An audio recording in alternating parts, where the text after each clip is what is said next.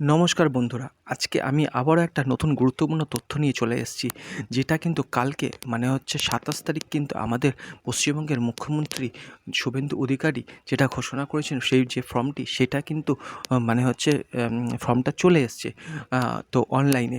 তো অনলাইনে যে কোন ওয়েবসাইট দিয়ে পাওয়া যাচ্ছে সেটা কিন্তু আমি আপনাদের ডেসক্রিপশান বক্সে দিয়ে দিচ্ছি।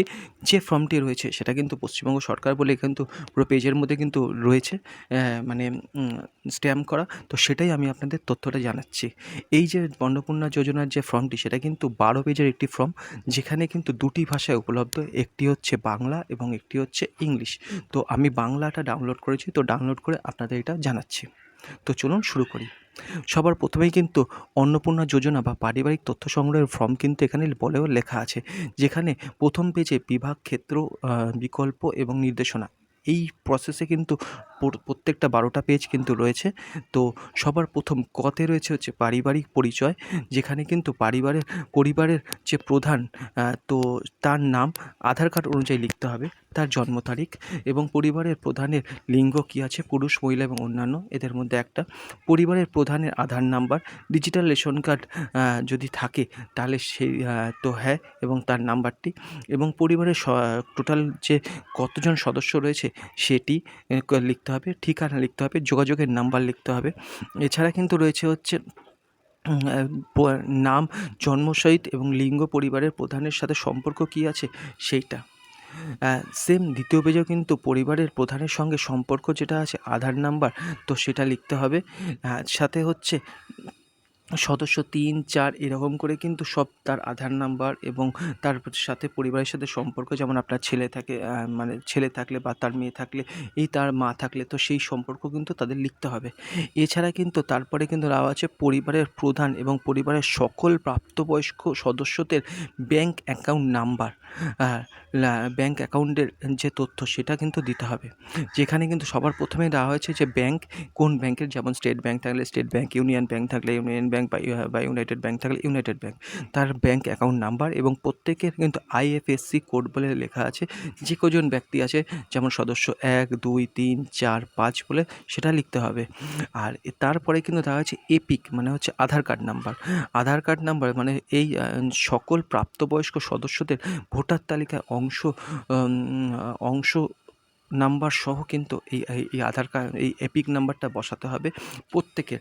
যেখানে সদস্য ১, সদস্য ২, ৩, ৪ যে কজন পরিবারে রয়েছে তাদের এপিক নাম্বার বা ভোটার কার্ড নাম্বার এবং তাদের বিধানসভা ক্ষেত্র এবং অংশ নাম্বারটি লিখতে হবে। তারপর কিন্তু বিভাগ বলে ১২ নম্বর কলামে দেওয়া হয়েছে, যেখানে কিন্তু আপনারা যে যদি জেনারেল হয় তো অসংরক্ষিত, বা ওই এসসি হন, এসটি হন, ওবিসি হন, সেটা কিন্তু টিক করতে হবে। আর অবশ্যই কিন্তু এসসি, এসটি বা এটা থাকলে কিন্তু তার কিন্তু শংসাপত্র যেটা রয়েছে বা ফটোকপি সেটা কিন্তু দিতে হবে। এছাড়া হচ্ছে তারপর খ বিভাগে রয়েছে সেই পেজে ৩ নম্বর পেজে, যে আপনার কি ডিজিটাল রেশন কার্ড আছে? যদি হ্যাঁ হয় তো হ্যাঁ, যদি না হয় তো না লিখবেন, টিক করবেন। এছাড়া যদি হ্যাঁ হয় তাহলে কার্ডের যে ধরন, যেটা হচ্ছে PHH, AAY, SPHH, RK, SY1 বা ভর্তুকিন যেটাই থাকবে না কেন সেখানে কিন্তু টিক করতে হবে। এবং পরিবারের যে রেশন যে প্রত্যেক মাসে তোলেন কি না সেটাও কিন্তু হ্যাঁ ইয়া নাতে কিন্তু টিক করতে হবে। এছাড়া কিন্তু আরও একটা গুরুত্বপূর্ণ তথ্য যেটা রয়েছে সেটা হচ্ছে বাড়ির ধরন, মানে হচ্ছে আপনার বাড়িটি কি ৩ বা তার থেকে বেশি পাকা, তার থেকে বেশি পাকা ঘর রয়েছে? যদি হ্যাঁ হয় তো হ্যাঁ, যদি না হয় তো না।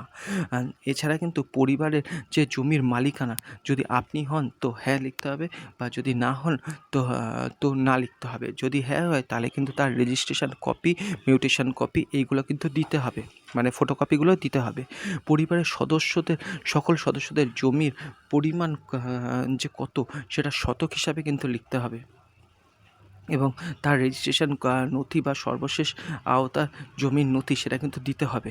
এছাড়া কিন্তু যানবাহনের ক্ষেত্রে কিন্তু আপনি বা পরিবারের কোনো সদস্য, মানে আপনারও হতে পারে বা পরিবারের অন্য কোনো সদস্যের কি অবাণিজ্যিক যে মোটর চালিত ৪ চাকা, ২ চাকা কিন্তু এখানে লেখা নেই, ৪ চাকা আছে কি না সেটা হ্যাঁ হয় তো হ্যাঁ, যদি না হয় তো না। যদি হ্যাঁ হয় তাহলে গাড়ির যে সংখ্যা, গাড়ির নাম্বারটা এবং তার রেজিস্ট্রেশন নাম্বারটা দিতে হবে, এবং তার অবশ্যই কিন্তু গাড়িটি জিপ, ট্রাক্টর বা অন্তর্ভুক্ত করুন এবং তার যদি হ্যাঁ হয় তার মডেল নাম্বারটি কী আছে সেটাও কিন্তু লিখতে হবে।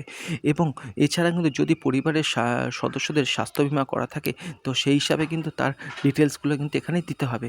এছাড়া কোনো সদস্য, এটা কিন্তু 4 নম্বর পেজে দেওয়া আছে এই সবগুলো। এছাড়া কোনো সদস্য কি আয়কর বিভাগে পেশাগত মানে আয়কর ট্যাক্স প্রদান করে কিনা, যদি হ্যাঁ হয় তো হ্যাঁ, যদি না হয় তো না। এছাড়া পরিবারের সকল মানে পরিবারের যে সদস্যদের যে প্যান কার্ড যদি থাকে তো হ্যাঁ লিখতে হবে, যদি নাতে হয় নাতে টিক করতে হবে। এরকম করে কিন্তু সদস্য 1, 2, 3 করে দেওয়া আছে। তারপর হচ্ছে 5ম নম্বর পেজে কিন্তু কর্মসংস্থানের ধরন, পরিবারের প্রধান যে কী কাজ মানে সরকারি ক্ষেত্রে কাজ করে, বেসরকারি ক্ষেত্রে কাজ করে বা কী ধরনের কাজ করে সেটা লিখতে হবে। এছাড়া কিন্তু এই রকম করে 1, 2, 3 যারা কাজ করছে তাদের সমস্ত ডিটেলসগুলো কিন্তু এখানে দিতে হবে। তো সেম পেজটাই হচ্ছে 6 নম্বর পেজে কিছুটা এগিয়ে এসছে। আর তারপরে হচ্ছে পরিবারের শিক্ষিত প্রাপ্তবয়স্কদের সংখ্যা এবং পরিবারের অশিক্ষিত প্রাপ্তবয়স্কদের সংখ্যা যেগুলো আছে সেইগুলো কিন্তু এখানে লিখতে হবে প্রত্যেকের। যদি 1, 2, 3, 4 যে কজন রয়েছে ম্যাক্সিমাম 5 জন অবধি, তাদের এগুলো হ্যাঁ হয়তো হ্যাঁ, বা শিক্ষিত হলে শিক্ষিত, অশিক্ষিত হলে অশিক্ষিত, এগুলো কিন্তু টিকমার্ক করতে হবে।